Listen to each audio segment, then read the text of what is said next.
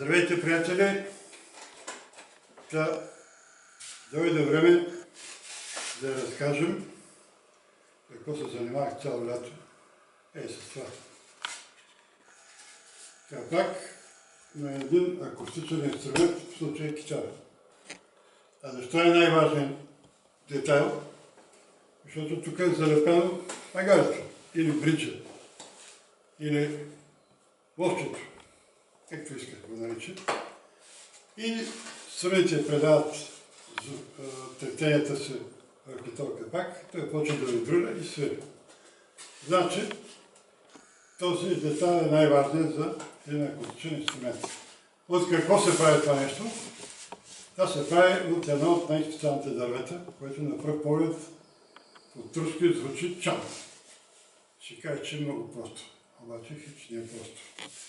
Този чам или на английски наречен спрус, смърч, се използва този смърч, който свири. Защото не всеки може да свири. Този смърч се нарича с много ситни жили сребърен смърч или силвър спрус на английски. Ако може да хванете тук в ръка на това парченце, което е на 30 години, как свири? Той е изсъхнало вече. Усещате ли се вожда? Да.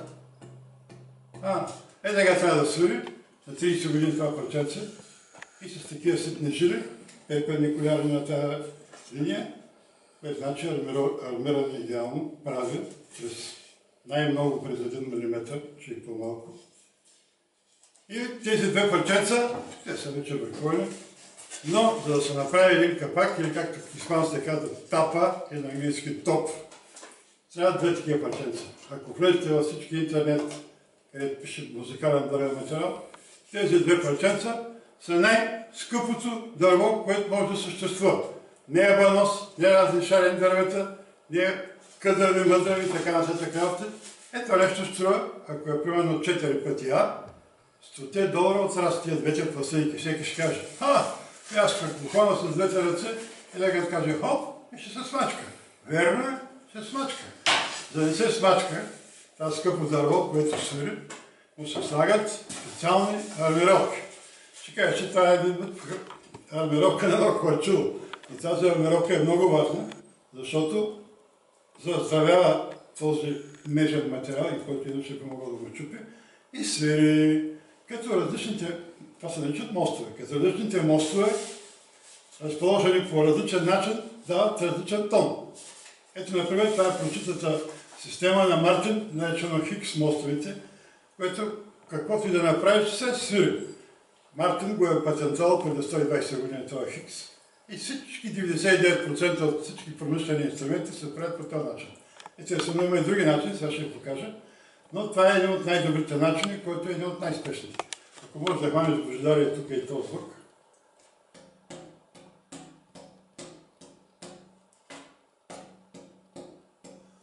Се усети вибрацията. Така. И като се армират по този начин мостовете, те се обработват и се обработват, като се обработват по различна дебелина и така. И това е безумна играчка. След което това нещо трябва да се закача върху самия инструмент. Самият инструмент е вкаран в един такъв шаблон, кълъп, който предварително тези страни се наричат царги или пояси или страници. Това са ребра, които ребряват цялата система, трубчетата. И това нещо трябва да се сложи тук. Като се препасват мостовете и така нататък и се залепи по специален начин. След което това се вади и се обработва дъното, за да може да стане дъно. Да се сложи дъно. Дъното представлява такива парчета, които са специално от орек, събрано от две части. Това е специален пояс от същия този материал, сребърния смърч, който укрепва фугата. който укрепва фугата, тъй като това е залепено от няколко части. И задължително трябва да се залепи такова нещо, за да укрепи фугата. Това нещо най-накрая, като се залепи капака, то ще залепва дълж. Това е следващата нервна история, но най-важното е, че това нещо е направено и става много добре и той свири. Естествено, и това свири, обаче създава съвсем друг звук и всъщност той отразява звука, който излиза от тук. И затова капака или испанската така тапас е най-важното и най-сериозното нещо. Тук няма дупка още, ще му сложим. Така, ето сега, например, как изглежда. Това е един прочит на Мартин Хикс. Мостове, как изглежда на една класика.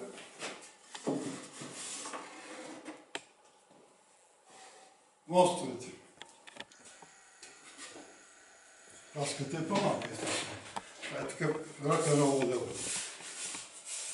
Класката е по-малка. Това лично е специално модела на мостовата конструкция на Ревелец.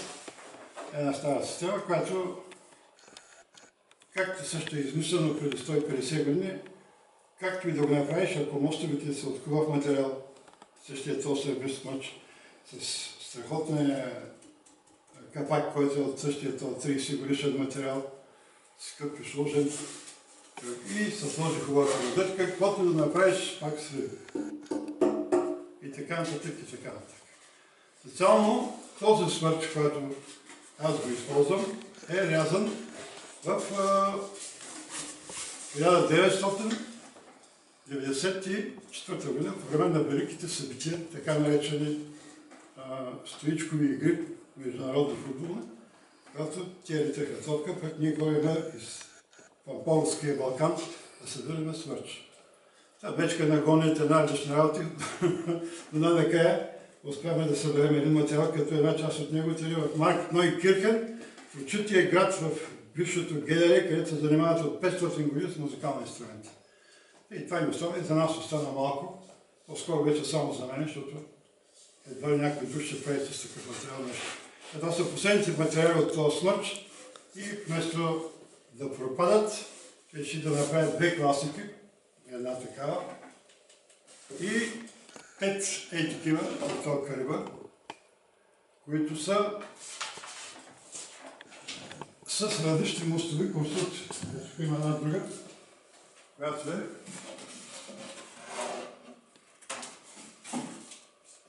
една мостова конструкция, която беше мое изобретение.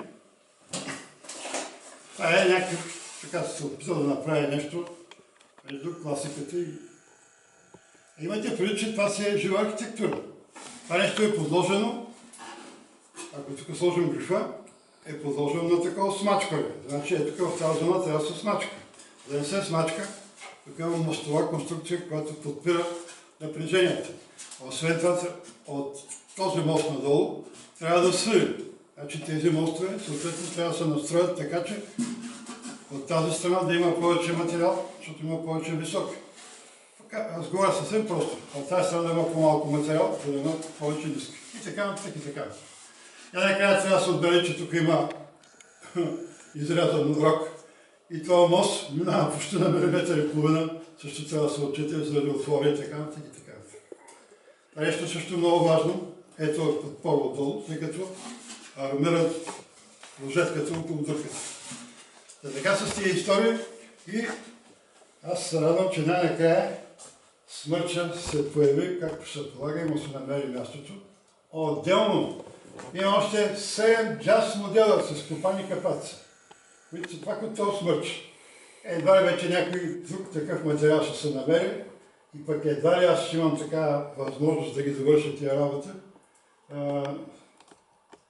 Дано Господ, Аллах, Буда, Бойко Бусев и други божества рекат, абе дай да му помогнем на Белевски да довърши тези инструменти, защото са край на краища. Това си е един път гордост. Щом ще решил да направиш нещо, което след време ще остане за другите поколения, е много важно. Ето, с това се борих цяло лято, с тези капаци. така нареченият тапас. Имайте предвид, ето тук започне, грифовете са почти направено до едно дереже. Това е един вид гриф, това гриф е мултиплически тара от махагон, много стар махагон. Не е точно този, който е за класика, но пък е толкова здрав, че не му трябва вътре тросрол или шиш. Абсолютно. И ето тук накрая има едни венгета, които са на времето бяхме взели от фармирания завод в Пловдив, 3000 броя, да се чуде какво да правим. И венгетите са страхотни. Мисля, че са от около години. И на 15 на 17 години са. И венгетите са много здрави. И отделно за този тип китари съм приготвил една друга система, ето ги. Това са за рок-н-рол китарите. Тази дъщица, която има гриф отгоре и така. Тук има една специално изрязване и прочие. Някои работи са направени и в момента Зора беше тия чарова парчета от този супер материал, който за една тамбура може да стане. Като гледам, идеално става. Защото е късно. И ще свири страшно. Някои гърци ще котки да ред за такова парчеца. Ако се намери, някой ще му го дадем. Това е един нарадал всички. Те се номерират. Едно, второ, трето и се разтварят. Съседното парченце с това, се обръща и така. И се залепа по този начин. А не тук едно, а пак след 5 сряза, другото не се прави така. Това е абсолютно задължително с едно друго. В тази ситуация, горе-долу, мисля, че се справиха с задачата. Там има още наведени други. Също са готови капацитети. Останаха дъната. Дъната са голям проблем, защото трябва да се правят острови. Сега, например,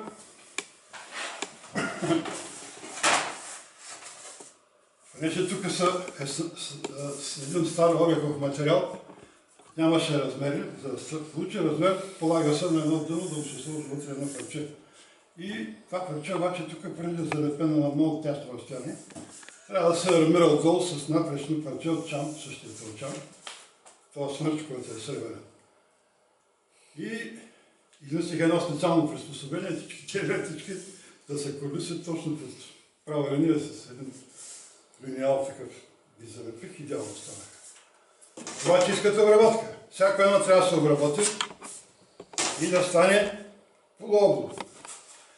И после такъв един мост му се прави. И този мост се слага така, един, втори, трети, четвърти. Тук се зарязват, мостове за дъното се правят под дъга, за да може дъното да се огъне. Това дъно, примерно сега.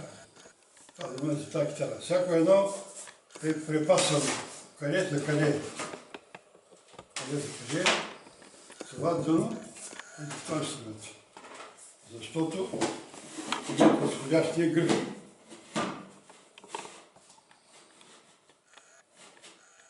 Може да е за този инструмент. Другото дъно майче беше.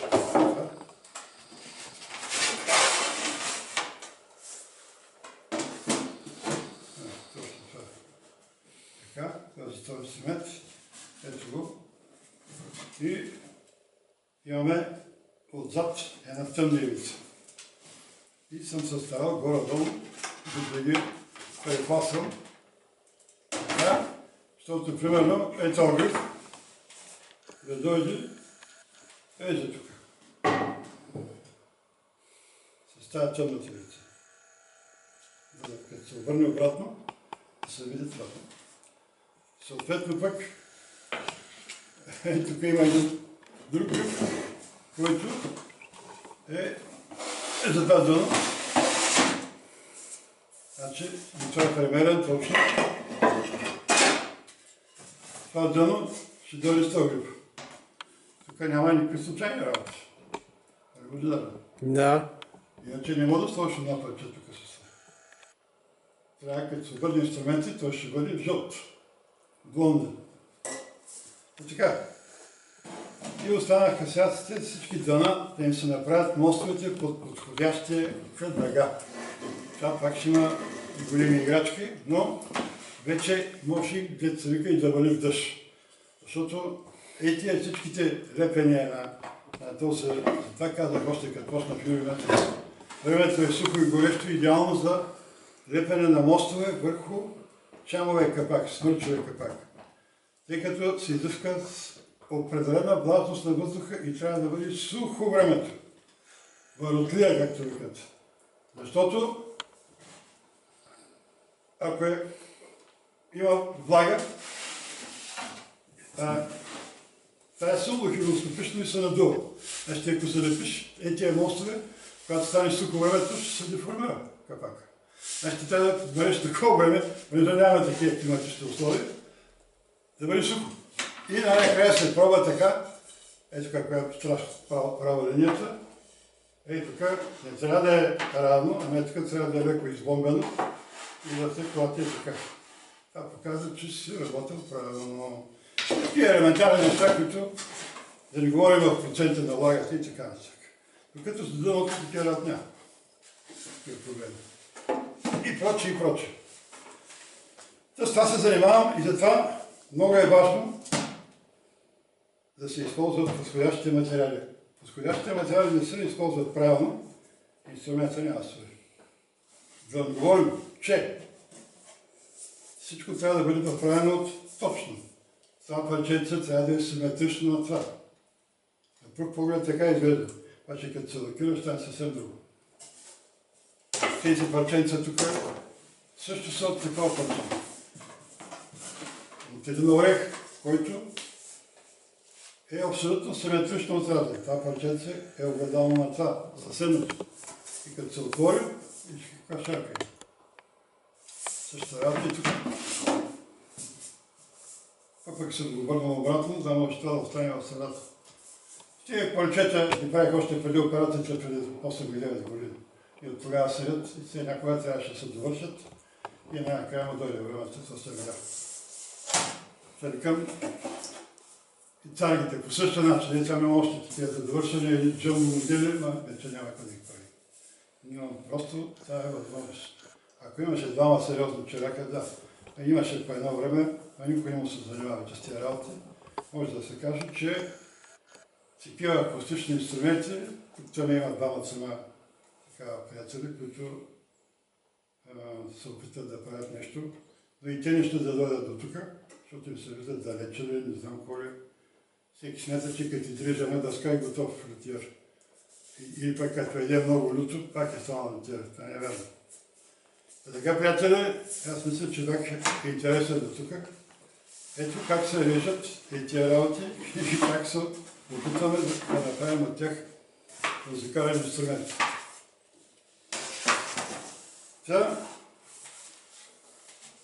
А това е явор. Имаше само две такива тарги и две такива парчета. И успя да ги начаманя с тия двата грипа да стават. Да видим какво се получи. Или го дадах има тук, който си иска да го гледат. И това помага. Сега преди да се затвори цялата тази система, преди да се затвори дъното, тук ще му дадат на един етикет, защото той показва такова криво място, че може да се залепи само ако е отворен инструмента. Иначе не може да бръкне да го залепиш отвътре. Един вид малка гаранция. Някои пишат тук, рисуват върху чамовия капак, целият романи. Аз направих това капаче, сложа го или кога се... такива работи.